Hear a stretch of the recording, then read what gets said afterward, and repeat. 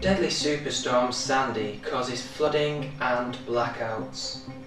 Superstorm Sandy pounded the US coastline last night, hurling record-breaking waves into the northeast coast of the USA and reportedly killing a total of estimated 13 people.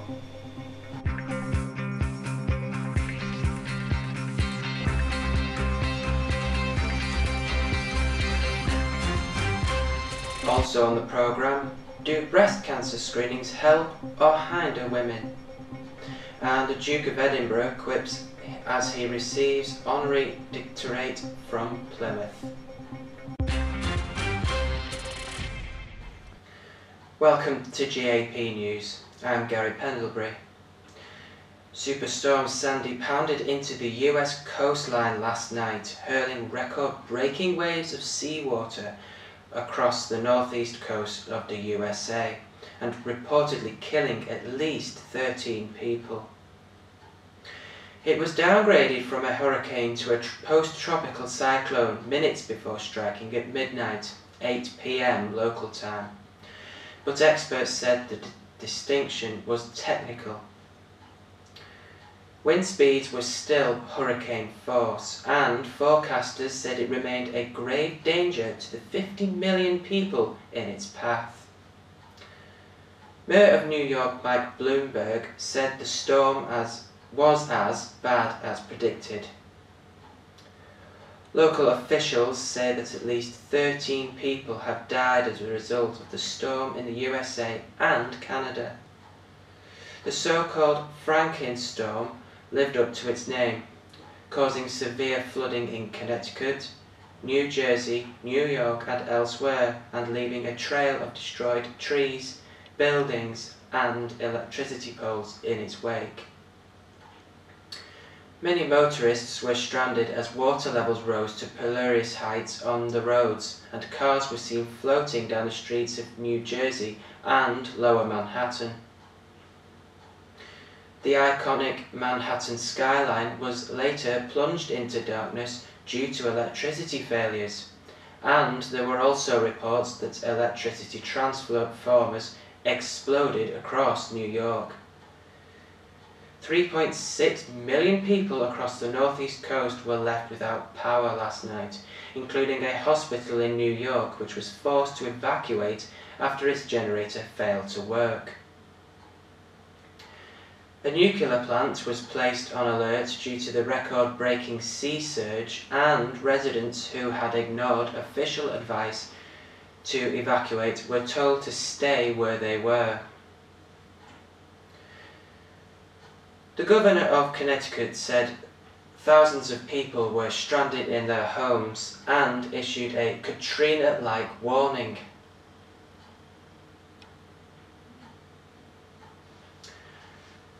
For years now, a deep disagreement has fractured the community of scientists and doctors that treat women with breast cancer. One side argues that screening detects breast cancer earlier than it would otherwise show up and therefore save lives. The other side disputes the figures behind that claim and make another telling point. Screening shows up a lot of breast cancers that are too small or too slow growing ever to produce any symptoms or bother the patient. It's called over-diagnosis. But doctors can't tell the difference between these cancers and others that might kill. So they all get treated. That means many women who would otherwise lead lives untroubled by breast cancer are treated unnecessarily, and that causes them psychological and physical side effects. The new report is from an independent group of experts who have not been involved in this, sometimes acrimonious debate. It was set up by Professor Mike Richards, the NHS Cancer Kazar, and Harpal Kumar, the boss of Cancer Research UK. They hoped it would settle the issue once and for all. After fighting through a thicket of conflicting evidence and statistics, this panel has come up with some answers. To me, they all look well judged and well framed.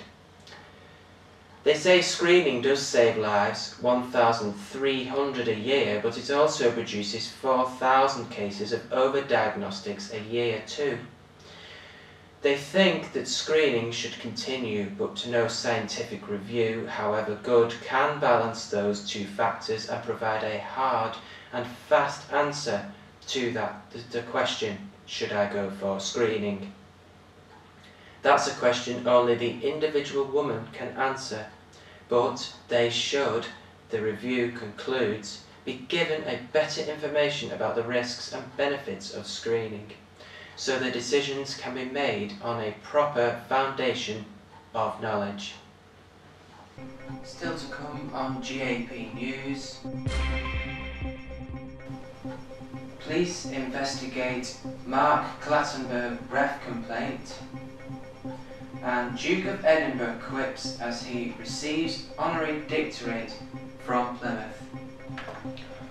All that and much more when we come back.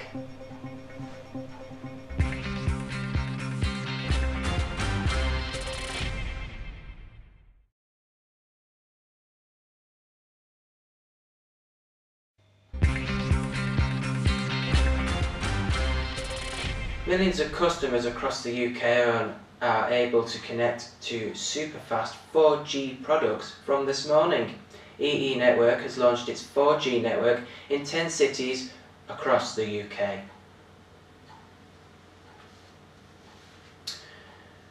The Metropolitan Police have launched an investigation into claims that the referee Mark Clattenburg used inappropriate language during Sunday's game between Chelsea and Manchester United.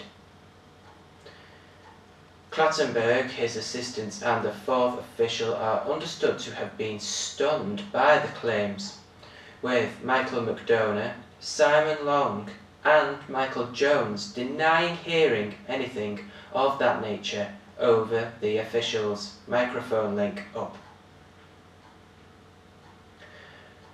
Clattenburg's fellow professional referees were today understood to be as shocked and angered as their colleague over the allegations against him and were rallying around him.